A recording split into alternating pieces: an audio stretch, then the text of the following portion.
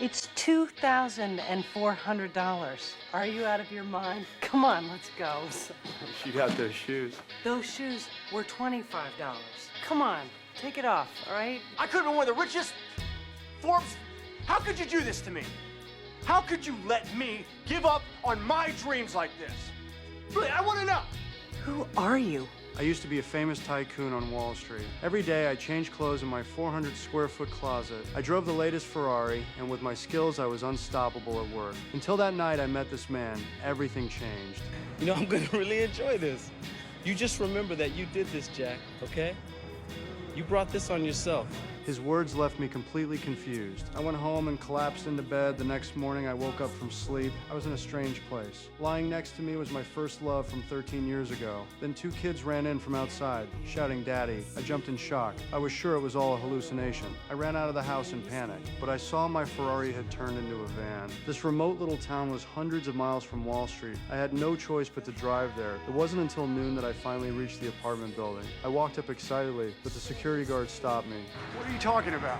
Jack Campbell, penthouse seat. A neighbor passed by. They didn't recognize me. Yesterday we were all laughing together. I was sure everyone was messing with me. I said I would report them at work. Fire everyone who didn't show respect today. When I finally got to the office, no one recognized me. Even my manager had been replaced by a subordinate. I ran out anxiously, not noticing the car at the door when I looked closely. It was my Ferrari, and the man from last night was in the driver's seat. I yelled in anger, desperate to get back to reality. But he told me I was in a completely parallel world. Here I had a chance to find what I had truly lost. Then I finally realized, although I ruled Wall Street, all this came from abandoning my first love 13 years ago. I had just graduated. I got a very promising internship. Anne begged me to stay. I didn't turn back. You want to do something great, Jack? Let's flush the plan. Let's start our lives right now, today.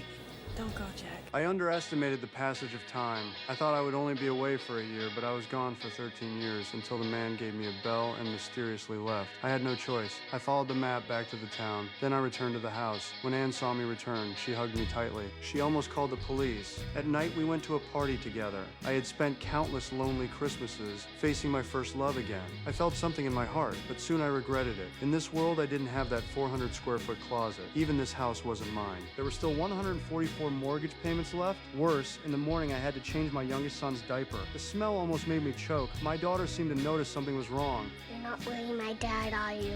I confessed I wasn't really her dad. She seemed scared, but slowly she approached and touched my nose. She was very smart and responsible. She took me to the daycare to drop off my son and told me when to pick her up. She even told me where I worked. In this world, I was the manager of a tire shop. I had my own office, but the piles of bills made my scalp tingle. I still thought maybe one day I would wake up. 2.5 months passed. No miracle came. One day we went shopping. I still couldn't resist entering my favorite high-end suit store. I put on that sharp, dark suit. Anne came over. She couldn't help but admire how handsome I looked. But the $2,400 tag shocked her. I didn't want to leave. I kept complaining about life. You know, it's sad to hear that your life is such a disappointment to you. I can't believe it isn't a disappointment to you. This version of me was completely different from how Anne remembered me. We argued fiercely on the way home. Anne couldn't hide her disappointment. I learned why we lived in the countryside. Her father had a sudden, severe heart attack, but the me in this world didn't run away. Anne and I shared the responsibility. This mature, steady version of me became the man Anne could trust for life. When I returned home, I noticed a videotape. Curious, I played it. It was me proposing to Anne. That day was her birthday. I sang a romantic song and proudly let everyone witness our love. Listening to the laughter around me, tears wet my cheeks. This should have happened in my world, but I had pushed away the most precious person when Anne returned home. She didn't blame me for the day's events. She was still gentle and beautiful. This made me feel so regretful the next morning. I got up to heat milk for my youngest son when I returned to the room. Anne had already been waiting for a long time. It turned out today was our wedding anniversary. The box contained the suit I liked, even though it was a replica. I couldn't hide my excitement. Anne asked me for a gift. I had nothing prepared. Her disappointment was clear on her face. Luckily, my daughter helped me again. We went to a downtown restaurant. I skillfully ordered the most delicious dishes. Even the waiter couldn't help but praise my taste. We danced to the piano music in the romantic atmosphere. I finally asked the question I had kept hidden for 13 years. I feel like I'm living someone else's life. And then I realize I've just erased all the things in my life that I'm sure about. You.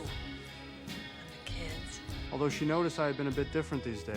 Deep down, I was still a man who loved her. I gradually adapted to life in this world. Every morning I fed the baby. I no longer craved luxury suits. I focused more on time with my family. After work every day I played and joked with Anne. These small details of life were full of happiness. I slowly realized why I had fought so hard for my family, even though life was often frustrating. Every day I was full of joy. Meanwhile, opportunities quietly appeared. A familiar car caught my eye. It was my boss from the original world. I introduced myself immediately. Having worked together for years, I already knew his style. I was invited for an interview. I performed as if entering an empty world. The interview gift was a luxury apartment in downtown New York. I proudly brought Anne to see it. But facing the worldly splendor, Anne wasn't as joyful as I imagined.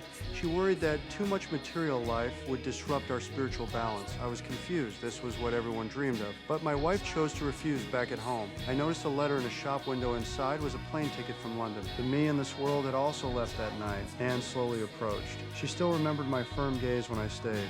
If you need this, Jack, if you really need this, and I'll move wherever you need to go. Finally, Anne left the choice to me. The next day, she understood my decision. But I realized the salt at home was almost gone. Then a bell rang behind me and my heart sank. As I went to check out, the man was already waiting. I angrily scolded him, telling him I didn't want to go back. But it was all just an experience. I had been lucky enough I returned home. Gently touched my son's face, and I found my wife. Even in just 1 month, I didn't want to leave. On the last dog walk, I wandered in the snow. I wished it could last forever. Even if it was just a dream. Back at home, Anne had already fallen asleep. I sat on the couch, afraid to sleep.